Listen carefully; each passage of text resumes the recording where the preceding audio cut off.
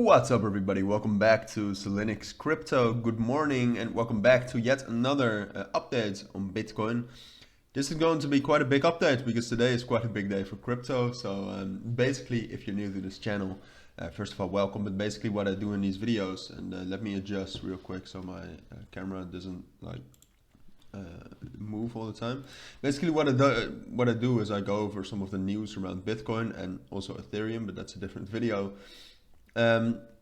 Go over the news, kind of try to analyze what that means for the price of Bitcoin, and then we'll also do a technical analysis kind of incorporating that news. Alright, and today we got two big news events. The first one is an escalation of the war in Ukraine. If I remember correctly, Putin is going for a partial, I don't know the English word for it, but they're calling up reservists and they're basically mobilizing, partial mobilization in certain areas bordering Ukraine. All right, so that means that people who can fight have to fight in those areas. And apart from that, he also said something about nuclear weapons again. It's just not great. So further escalation, it's driving the price down a little bit lower. I think it's preventing us from actually getting up, as a matter of fact. And apart from that, later on this evening, which is more important for crypto but less important in terms of the world, I think, is we have a Federal Reserve interest rate decision, which is probably going up to 3.25. But we're also going to have a Fed press conference, which is going to be more important, in my opinion. So let's talk about that. First of all, let's talk about the price. So what I said yesterday in the analysis, and it's still what I think is going to happen, even though the fundamentals are pretty bearish, is I thought this level right here between like 18,500 and 19,000 would hold, and that we would eventually be able to get to 20,000. And then later on get to 20,700, and then later on get to 22,000. All right, but if you see it like this, you think we're going to get one big rally. I don't see it as that. I think we're going to struggle with breaking above 20,000. I think we will eventually though, but it might take a week, might even take 2 weeks.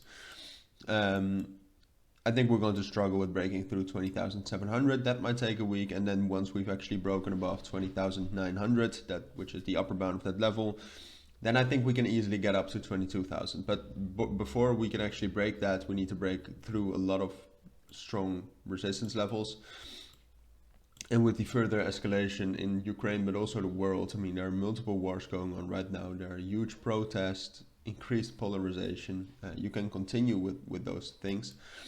It's just not great for crypto. I mean, who wants to buy crypto if you're in a war? Not a lot of people, all right? So it's not great, and therefore you should definitely, I mean, I still think this is possible, but if there's any further escalation, you should not think it's impossible to drop down to 17,000, 16,000, all right? Because if there are more threats and more concrete threats about nuclear weapons, crypto is just going to crash, all right? Because there are more important things in the world than crypto.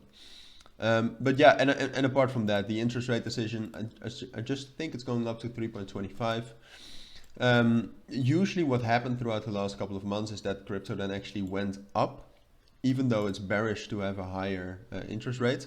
But I think it's really going to be about the Fed press conference too. So I'm going to do a live stream this evening. So if you're interested in that, make sure to check that out around the time. So you can check that out all on myfxbook.com, but around this time, around like 8 o'clock GMT +2 time zone.